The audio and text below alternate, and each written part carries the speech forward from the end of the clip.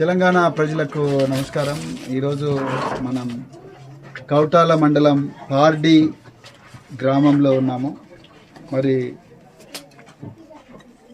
తెలంగాణలో రేవంత్ రెడ్డి కాంగ్రెస్ ప్రభుత్వం ఆర్భాటంగా మేము పేద ప్రజలందరికీ కూడా ఇండ్లు ఇస్తామని చెప్పేసి ఇందిరమ్మ ఇండ్లు అనే ఒక స్కీము తీసుకొచ్చి ప్రజలను చాలా మరి వాళ్ళను మభ్యపెట్టి మంచి ఇండ్లు కడతామని చెప్పేసి గ్రామాన ఇందిరమ్మ కమిటీలకే సంపూర్ణమైన అధికారం అని చెప్పేసి గైడ్ లైన్స్ ఇచ్చి మరి ప్రచారం చేసుకుంటున్నారు.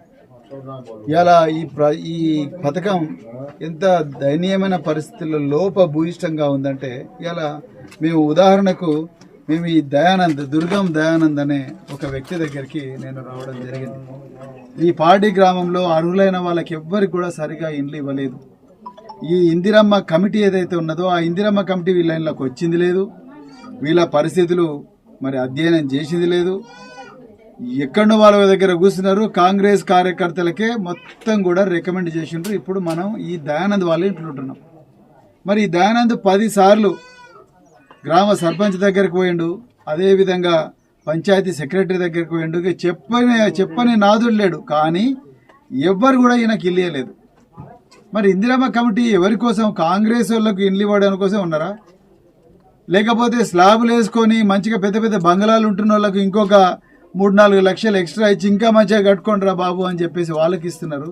ఇక్కడనేమో అర్హులైన పేదలు, ఇల్లు లేని నిరుపేదలు, పశువుల కన్నా ఘోరంగా బతుకుతున్న మనుషులు ఎవరైతున్నారో వాళ్ళకి ఇల్లు ఇవ్వాలి, కానీ ఇవాళ వీళ్ళు మరి వాళ్ళ పార్టీ కార్యకర్తలకే ఇచ్చుకుంటున్నారు. ఇది రేవంత్ రెడ్డి ప్రభుత్వం. నువ్వు ఇవాళ రేవంత్ రెడ్డి గారు మీరేమో నాకే డబ్బు లేవు కోసుకొని తినవు అంటున్నారు. ఇక్కడ నిజంగా మీరు కోసుకొని తినడేవో, కానీ వీళ్ళని కోస్తున్నారు. రోజు వీళ్ళను మీరు కత్తులతో కోస్తున్నారు. ఇవాళ చూడు వాళ్ళ పరిస్థితి. నువ్వు ఉంటావా నాయన ఇంట్లో? అయ్యా రేవంత్ రెడ్డి, పొంగులేటి శ్రీనివాసరెడ్డి, మా మోసాలు చేయడం కాంగ్రెస్ కు చేత కాదన్నావు కదా నాయన. మరి చూడు, ఇది మోసం కాదా? ఓట్లు వేయించుకున్నప్పుడు ఎక్కడ పోయింది తెలివి? ఇది మోసం కాదా?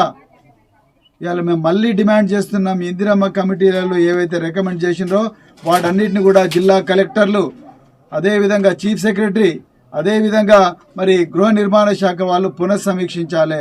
ఇక్కడంతా కూడా దందా నడుస్తూ ఉన్నది. కాంగ్రెస్ వాళ్ళకే ప్రభుత్వ డబ్బులు కట్టబెట్టే మరి కుట్ర నడుస్తూ ఉన్నది. దయానంద్ లాంటి వాళ్ళ మరి పొట్టగొట్టే ప్రయత్నం ఇవాళ ప్రభుత్వం చేస్తున్నది.